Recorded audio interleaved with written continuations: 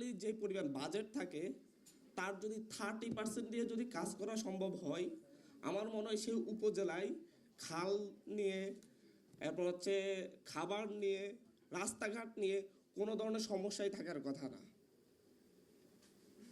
Last ইয়ারে এই যে খাল খনন, খাল পরিষ্কার, আবহাওয়া ঠিক রাখার জন্য, কৃষি ব্যবস্থা ঠিক রাখার জন্যে, তারপর হচ্ছে মানুষের চলাচলের জন্য, কাঁচামাটি রাস্তা করার জন্যে এক সেশনে কাবিখা থেকে প্রায় 70 থেকে 80 লাখ টাকা করে প্রতিটা ইউনিয়নে বরাদ্দ দেওয়া হয়েছে। আমি আমার উপজেলার কথা বলছি। সেই জায়গায় আমি খোঁজ নিয়ে দেখছি একটা ইউনিয়নেও 10 লাখ টাকা করে কাজ হয় নাই। প্রতিটা সেক্টরে যে পরিমাণ ভাগাভাগি হয়, এটা প্রতিরোধ না করতে পারলে পরিবেশের কথা বলেন, আর হচ্ছে খাদ্য নিরাপত্তার কথা বলেন, কৃষি নিরাপত্তার কথা বলেন, একেবারে এগুলো ধোঁকাবাজি। আমরা রাজনৈতিক ব্যক্তিবর্গ এখানে এসে এসে কথা বলবো, আমাদেরকে মেনে নিতে পারে না অনেকে, কারণ যে কথাগুলো বলা দরকার খুব সত্যভাবে বলে দিই।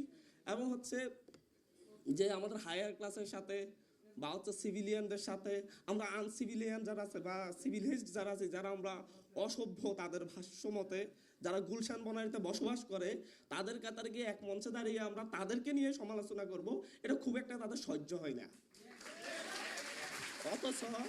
অথচ দেখেন যতগুলা গার্মেন্টস ফ্যাক্টরি আছে, যতগুলা কলকারখানা আছে, প্রত্যেকটার বসবাস গুলশান বনানী বাড়িধারাতে। আর এটা থেকে ভুক্তভোগী আমরা যারা আছি, প্রত্যেকের বসবাস কোনো দ্বীপে, কোনো একটা বস্তিতে, কোনো একটা মানে হচ্ছে সীমান্তবর্তী অঞ্চলে। আমি এখানে বলবো যে হচ্ছে আমাদের প্রতি বছরই আমার মনে হয় যে এরকম অনেক সেমিনার হয়, আবারও হবে, আগামী বছরও হবে। আজকের এই সেমিনারের পরে আগামী সেমিনারে কি পরিবর্তন হবে? পলিটিক্যাল পার্টি ক্ষমতায় নেই, তারপরও পলিটিক্যাল পার্টির নেতাকর্মীদের যে দৌরাত্ম আমরা দেখি, সেটা বিএনপি বলেন, জামাত বলেন, এনসিপি বলেন, আমাদের এনসিপিরও অনেককে আমরা দেখি যে লোকাল পর্যায়ে দৌরাত্ম দেখায়। এরপরে আসলে বাংলাদেশের যে পলিটিক্যাল ব্যবস্থা বলেন আর হচ্ছে ইনভায়রনমেন্টাল ব্যবস্থা বলেন, কোনো কিছু গড়ে তোলা সম্ভব না। আপনি আজকে আমি গিয়ে যদি বলি যে কলকারখানা থেকে হচ্ছে এই পরিমাণ দূষিত হচ্ছে, আবহাওয়া বিনষ্ট হচ্ছে, এই কলকারখানার বিরুদ্ধে আমাদের প্রতিবাদ করা দরকার। আমি আপনি সহ আপনাদের 300 জনকে নিয়ে আমরা প্রতিবাদ করতে যাব, কিন্তু আমাদের উপর হামলে পড়ার জন্য আরো 300 জন এসে উপস্থিত হবে, এবং তাদেরকে আবার হচ্ছে রক্ষা করার জন্য আইন শৃঙ্খলা বাহিনী সহ উপস্থিত হবে। কিচ্ছু করতে পারবো না। এই জায়গায় আমরা যে পরিবর্তনের কথাগুলো বলবো, আসলে এই জায়গাগুলো ওন করার মতো আমাদের সেই মানসিক অবস্থা নেই, আমাদের সেই সামাজিক অবস্থা নেই, আমাদের সেই পলিটিক্যাল অবস্থা নেই। বাস্তবিকই আমরা এমন একটা রাষ্ট্র গঠন করেছি লাস্ট 54 বছরে, এবং সামনেও আমার মনে হয় সেই ধারাবাহিকতা অব্যাহত থাকতে যাচ্ছে। খুবই হয়তো খারাপ লাগবে আপনাদের কাছে, আমরা চাইলেও পারবো না অনেক কিছুই করতে।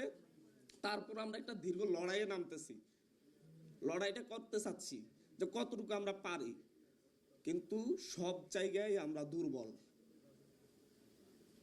আমাদের সমাজকর্মীরা দুর্বল, আমাদের পরিবেশ কর্মীরা দুর্বল, আমাদের প্রত্যেককে এমন উইক করে রাখা হয়েছে যাতে করে তারা শক্তিশালী হতে পারে, তাদের ব্যবসা বাণিজ্য ঠিকভাবে চলতে পারে, যাতে করে তারা নদী দখল করতে পারে।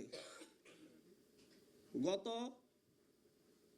20 বছর ধরে আমার উপকূলীয় অঞ্চল, আমার একটা দ্বীপ অঞ্চল, সেই জায়গার একটা খাল খনন করা হয়নি। এবার আমি এলাকায় যাওয়ার পরে আমি দেখেছি মানে হচ্ছে প্রায় হাজার হাজার একর জমি, কোনো জমি চাষের উপযোগী নেই, অথচ এই অঞ্চলের অ্যাবাউট 60% মানুষ কৃষির উপর নির্ভরশীল। প্রতিটা খালের উপর, মেইন রোডের পাশে প্রতিটি খালের উপর দোকানপাট নির্মাণ করে রাখা হয়েছে। যদি বলি দোকানপাট ভেঙে দেন, তখন আর এটা পারে না। খাল পরিষ্কার করবে, অনেক কথা বলবে, বাট হচ্ছে খালের উপর দোকানপাট যাদের আছে, একটা দোকানও কোনো সাধারণ মানুষের নাই, প্রতিটা দোকান রাজনৈতিক ব্যক্তিদের। যতগুলা বুড়িগঙ্গার পাড়ে বলেন বা হচ্ছে কপোতাক্ষের পাড়ে বলেন, যতগুলা ভবন আছে নদী দখল করে, প্রত্যেকটা ভবন পলিটিক্যাল ব্যক্তিদের, একটা ভবনও সাধারণ মানুষের নেই। হয় তারা দখল করে বিক্রি করেছে, না হয় হচ্ছে তারা নিজেরা বসবাস করতেছে। এটার জন্য যে উদ্যোগ, যেটা প্রয়োজন, সবার আগে প্রয়োজন আমাদের পলিটিক্যাল ইউনিটি, যে কয়েকটি পার্টি আছে আমাদের, মেইন পার্টিগুলা 5-6টা পার্টি যারা মেইনলি ভূমিকা রাখে, তারা পলিটিক্যাল ইউনিটি না শো করলে, একসাথে দাঁড়িয়ে যদি না বলে যে আমরা আসলে এই পরিবর্তনটা চাই, আমরা সবাই মিলে এর বিরুদ্ধে কথা বলবো, তাহলে দেখবেন আর বাধা দেওয়ার কেউ নেই। কিন্তু প্রত্যেকের তো লাঠিয়াল ফালতে হবে, প্রত্যেকের তো হচ্ছে তাদের লাঠিয়াল ফালতে হবে। আর সেই লাঠিয়ালগুলো কোথা থেকে আসবে? এই অবৈধ সুবিধা যারা নেই তারাই লাঠিয়াল আসে। আজকে যখন আমরা রাজনীতি করতে যাই, তখন আমাদেরকে বলা হয় যে হচ্ছে এক কেন্দ্রে করে 200 জন করে আপনাকে লোক লাগবে, সেই 200 জন করে লিখে রাখেন যারা আপনার জন্য লাঠি ধরবে। মনে হয় যেন আমরা এখনো সেই আওয়ামী আমলের অবস্থায় আছি। বাস্তব মানসিকতা এইভাবে হয়ে গেছে।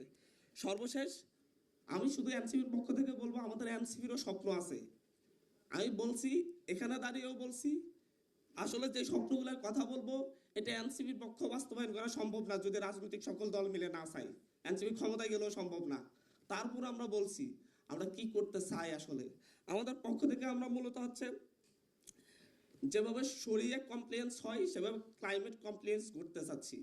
বিভিন্ন অঞ্চল ভিত্তিক এক একটা এরিয়া যেগুলা সবসময় ক্লাইমেট মানে আপনার পরিবেশের অনুকূলে থাকবে, সকল কিছু কারখানা হলে, বসতবাড়ি হলে, সব কিছুই সেভাবে আমরা ক্লাইমেট কমপ্লেন্স বোর্ডে আস্তে আস্তে দেশটাকে ক্লাইমেট কমপ্লেন্সের আওতায় আনতে চাচ্ছি। আমাদের প্ল্যান হচ্ছে ক্লাইমেট চেঞ্জ জাস্টিস জোন তৈরি করা, যেখানে ক্লাইমেট চেঞ্জের কারণে আমাদের যারা ক্ষতিগ্রস্ত হচ্ছে, যারা বিভিন্নভাবে যেমন নদী ভাঙ্গন, এরপর হচ্ছে বিভিন্ন কারণে ক্লাইমেট চেঞ্জের কারণে ক্ষতিগ্রস্ত হচ্ছে, তাদের আবাস গড়ে তোলা, তাদের জন্য চিকিৎসা সেবার ব্যবস্থা করা, সব কিছুর জন্য ক্লাইমেট চেঞ্জ জাস্টিস জোন আমরা তৈরি করতে চাচ্ছি। আমরা চাচ্ছি স্মার্ট,